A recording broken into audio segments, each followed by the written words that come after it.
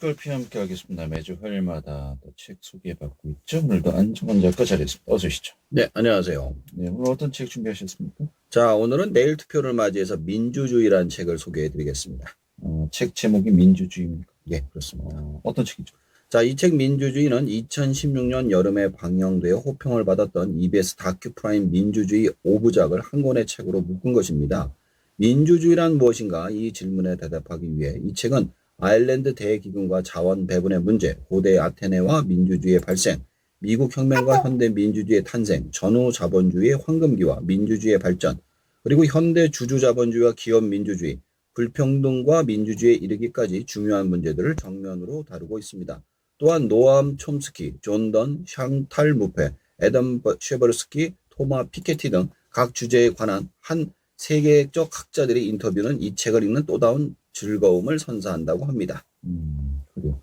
이 책의 저자는 누굽니까? 자, 저자가 이 방송의 PD인 유규오 씨입니다. 저자는 1992년 서울대 국어교육과를 졸업하고 1994년 EBS 프로듀서로 입사했습니다. 연출한 프로그램은 아기 성장 보고서, 딩동댕 유치원, 하나뿐인 지구 등이 있으며 학교 교육기획부장으로 EBS 수능연계 정책을 실무 총괄했습니다. 다큐프라임 민주주의를 제작하면서 가장 궁금한 것은 시민들은 정치적 선택을 할 때 집단성을 먼저 고려하는 이유가 무엇인가 하는 것이었다고 합니다. 다음에 다큐멘터리를 제작할 기회가 있다면 이런 주제에 관련해 인간에 대한 근원적 탐구를 시도해 볼 생각이라고 하네요. 네. 구체적으로 책에서 어떤 내용들이 나옵니까? 자, 목차로 설명을 드릴게요. 첫 번째는 시민의 권력의지 민주주의, 두 번째는 민주주의의 엔진 갈등, 세 번째 민주주의가 우선한다, 네 번째 기업과 민주주의가 나오고 있습니다. 그래요. 좀 차례차례 살펴보겠습니다. 먼저 첫 번째, 시민의 권력의지 민주주의. 어떤 내용들을 또 정리하고 있죠? 자, 여기서는 민주주의의 역사와 필요성에 대해서 이야기를 하는데요. 가장 기억에 남는 부분이 왜 민주주의가 필요한가라는 부분이었습니다.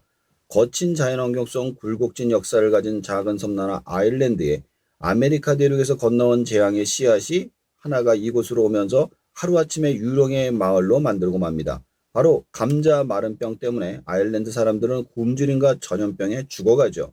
감자 마른병이 당시 전 유럽을 휩쓸었지만 다른 어떤 곳에서도 아일랜드와 같이 대기근은 발생하지 않았습니다. 잉글랜드가 모든 작물을 본국으로 보냈기 때문이죠. 아일랜드 사람들에게 자신들에게 재배한 작물을 나눠 가질 권리가 없었습니다. 이 비극의 근본 원인은 감자 마른병이 아닌 자원 배분의 문제였으며 정치 권력의 문제였습니다. 네, 그래요. 자, 그럼 반대로 또 시민들이 정치적인 권력을 가진 민주주의 사회, 좀 어떤 또 현상들을 설명하고 있습니까? 자, 민주주의의 고향 그리스 아테네에선 약 2500여 년 전 고대 아테네의 민주주의 제도의 틀이 하나씩 형성되고 있었죠. 아테네의 광산에서 발견된 은광의 발견으로 어떻게 배분할 것이 논쟁이 벌어지게 되면서 생겨나게 된 민주주의 아테네 시민들은 민주주의가 발전할수록 전쟁에서 자신과 자신의 도시를 더욱 열심히 지켜야 한다고 생각하죠. 자신들이 아테네의 주인 아테네의 전쟁에 참여하는 것이 시민의 의무라고 생각하여 더욱 강한 도시국가로 발전하게 됩니다. 네. 자, 민주주의, 시민들이 스스로의 권리를 가짐으로써 또 자신이 속한 집단을 강하게 만든다라는 것인데, 알겠고요. 자, 두 번째, 민주주의의 엔진 갈등, 또 어떤 이야기들을 하고 있습니까? 자, 사회를 구축하는 방법엔 두 가지가 있습니다. 하나는 권위적인 질서를 만드는 것이죠. 이때 갈등은 인정받지 못하고 억압받게 됩니다. 다른 하나는 갈등의 존재를 인정하면서 질서를 구축하는 민주주의적 질서를 만드는 것이죠. 즉 민주적 절차로 구성된 정당 정부가 갈등을 드러내고 해결하는 것을 이야기합니다. 여기에서 갈등이 잘 드러나는 순간은 선거입니다. 흔히 대의민주주의 꽃이라 불리는 선거는 그 과정을 통해 사회의 갈등이 표출되고 그 결과를 통해 평화롭게 해결되기 때문이죠. 네.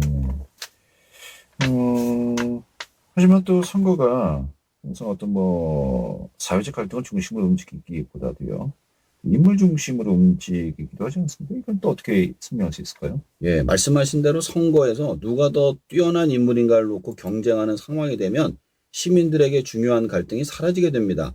그래서 등장한 것이 바로 정당입니다. 시민들은 더 이상 인지도가 높은 명망가에 투표하는 것이 아니라 어떤 정치적 색깔을 갖고 있는 정당에 투표하게 되죠. 정당은 시민들이 갖고 있는 갈등 가운데 특정한 갈등을 선택해 이를 선거에 적극 활용함으로써 갈등은 선거의 주역이 되는 겁니다. 또한 정당은 선거 과정의 갈등을 표출하기도 하지만 축소하기도 하죠. 무수히 많은 잠재적 갈등 가운데 어떤 갈등이 지배적 위치를 차지하느냐에 따라 성패가 달려있기 때문입니다. 그리고 만약 반대 의견을 가진 사람이 선거를 통해 선출된다면 그 사람의 관점에 동의하지 않아도 단기간 동안 그가 현직에 활동한다는 사실을 인정해야 합니다. 이런 식으로 갈등을 다루는 방식으로 민주주의는 작동한다는 것이죠. 네. 세 번째죠. 민주주의가 우선한다. 또 어떤 내용들이 담겨져 있습니까? 자, 이 부분은 자본주의하고 민주주의가 충돌하는 이야기가 나오고 있습니다. 불평등의 늪이라는 이야기가 나오는데 사례가 28살 영국 청년 데미안 세너는 2012년 옥스퍼드 대학 석사 과정에 합격을 했습니다. 근데 어느 날 학교로부터 합격을 취소한 통보를 받죠. 옥스퍼드 대학 당국이 문제 삼은 것이 2만 1,000파운드에 달하는 학비와 생활비 조달 능력을 데미안 세넌이 증명하지 못했다는 이유로 합격을 취소한 겁니다. 그는 아르바이트를 해서 해결하겠다고 했지만 대학은 그의 말을 인정하지 않았습니다. 오직 대출 증명서와 부모의 재산만을 심사 대상으로 삼았기 때문이죠. 결국 합격이 취소되자 그는 옥스퍼드 대학을 고소해서 스스로 변론하면서 외롭게 싸운 끝에 재판에 승소한 세너는 마침내 옥스퍼드 대학원을 졸업하고 지금은 변호사로 활동하고 있습니다. 부모가 재산이 많아야 자식이 대학에 합격할 수 있는 시대. 이건 영국만의 문제가 아닌데 이런 교육 불평등은 미래로 가는 사다리를 끊어버리기 때문에 세계적인 심각한 문제이며 교육 불평등이 다시 소득 불평등으로 이어지면서 끝없는 악순환이 반복될 수 있기 때문입니다. 이는 계층 간의 갈등을 고착시켜 집단을 붕괴시킬 수 있기 때문에 자본주의보다 민주주의가 우선해야 한다는 점을 이야기하고 있습니다. 알겠습니다. 또 중요한 부분인 것 같네요. 네 번째, 기업과 민주주의. 어떤 이야기들이 나오고 있습니까? 자, 여기서는 기업에 민주주의를 대입해야 한다고 이야기를 하고 있죠. 현대 기업의 지배구조는 소수의 특정 대주주들이 기업을 지배하는 형태로 되어 있습니다. 우선 소액을 가지고 있는 다수의 주주들과 기업에서 일하는 직원들에게 기업에 대한 권리가 없죠. 그래서 책 속에서는 종업원 지주제도를 소개합니다. 이 제도는 회사에 주식을 줘서 주인으로서 권리를 행사할 수 있도록 하는 겁니다.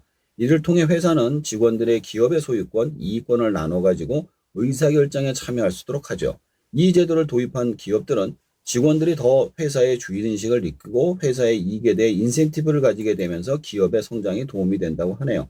현재 미국에서는 약 10%의 기업이 도입하고 있다고 합니다. 이 제도의 한계는 비상장 기업만 가능하다는 것이지만 독일의 사례를 보면 꼭 비상장 기업만 민족 구조가 가능한 건 아니라고 합니다.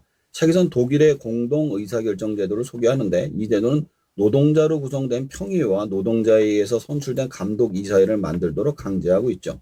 물론 이 대안에 대해서 격렬한 찬반 논쟁이 있습니다. 자본주의 산물로서 경쟁을 통해서 생존 발전하는 회사를 민주화하는 것에 대한 문제점도 같이 이야기하고 있습니다. 알겠습니다.